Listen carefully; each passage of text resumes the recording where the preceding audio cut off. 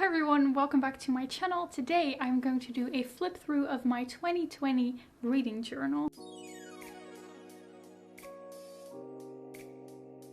The past year I've gotten a lot of requests from you guys to do a flip through of my reading journal, and the reason I never did that is because I was also still figuring out what to do with it, but I thought that now at the end of the year is actually the perfect time because I can reflect on all the spreads that I made and tell you what worked and what didn't so that you can get the most out of it. If you like videos like this, I also have a video about me setting up my reading journal for 2021, and I also have an entire video in which I talk about all the ways in which I track my reading, so not just a reading journal but also digital alternatives like Notion, and I'll leave a link to those videos in the description. But now let's flip through my 2020 bullet journal. I use this for everything, so it's not just my planner but also my reading journal. Hi everyone, this is the planner that I always use for my bullet journals. Every year I just use a Leuchturm 1917 and I drew these flowers on there with ink from a pot. So this is first and foremost a personal planner, so I put in these sticky notes on any personal information that I wanted to conceal, but I'm just gonna go over all the reading spreads and I'll also show you a few of the planner spreads that I have in here. So the planner starts with a book plate that I drew on myself, again with ink from a pot. Then first we have some general spreads. I made this little inspo page with pictures from Pinterest, some drawings that I never finished. There's a lot of things in this that I never finished. I wanted to make a page where I would draw down my dreams. As you can see, I only made a drawing of one of the dreams that I had. It was about robots taking over the world. Very, very scary. Another drawing that I did not finish. At the beginning of the year, from here on, I purposefully left open a few pages for me to write down my ideas and opinions, and that ended up the pages that I used for my reading journal, and you'll see later why that ended up being a failure.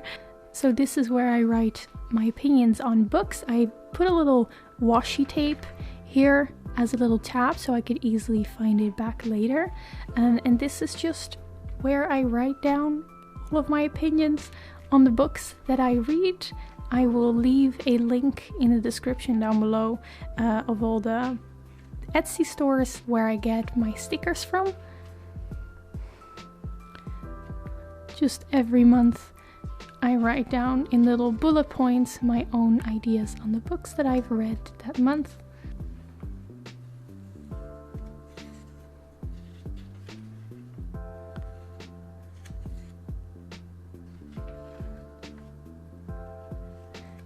And the last two pages here aren't really as pretty because I actually ran out of space because I didn't leave enough empty pages at the beginning of the year. So this is November and here I still had to write down the books for December, but I didn't even have space to write down a title because I just ran out of free pages. So this year, how I solved that is I did my reading journal in the back of my bullet journal. Through this, I could just keep going and I don't have to decide beforehand how many pages I want to leave blank. So I actually still have to write down one of the books that I read in December. I use a colored Stabilo fine liner for the title and I do a different color for every month. And then I just write down the title in this serif font. And then in bullet points, I quickly write down my opinions. It's very short here because I didn't have any space left. And then after that, I write down my star rating.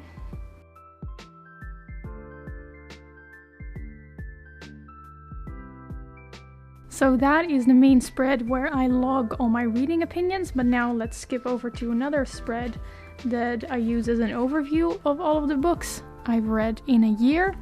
I made a very similar one in my 2021 bullet journal, but this is just all the books that I read in a year. I have a little space for books to read, which didn't really work having it here in one place, so you'll see me later try to integrate it into my monthly spreads, but we'll get to there soon. And then here, statistics, genre, the source, and the star rating. As you can see, I completely ran out of space here because I just read way more books than I ever expected to read. So every time I finish a book, I will just write it down here and then also add the information to the statistic graphs. And I'm just writing down here all the books that I had also finished in 2020, but that I had not yet written down here.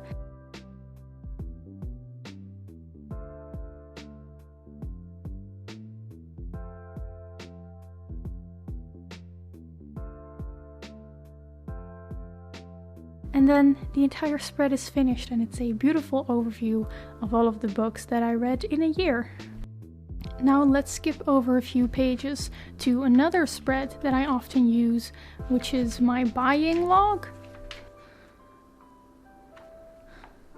It says here kooplog, which is Dutch for buying log, and here I kind of keep track of all the books and clothes that I buy in a year, because it's easy for me to buy a little too much of those. So by writing it down what I buy monthly, it's easy to keep track of it and keep myself responsible. So I just make a little drawing of every book and every item of clothing that I buy, and a little asterisk means that it is secondhand. So in 2020 I only bought 22 books myself, which I think is pretty decent given the fact that I ended up reading 64. Okay, then let's just move on to the monthly spreads.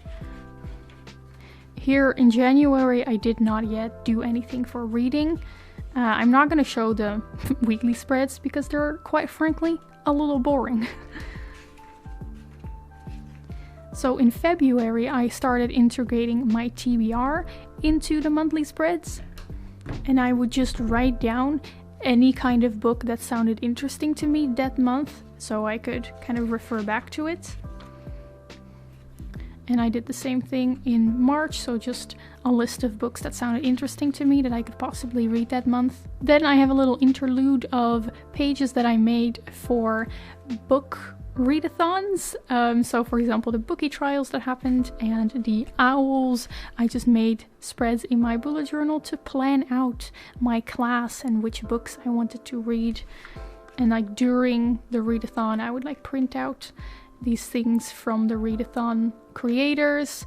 For example, here for the owls, I printed out my career guide and I made a little book, some extra information here, and I wrote down the books that I was reading for the readathon. Had a lot of fun with that.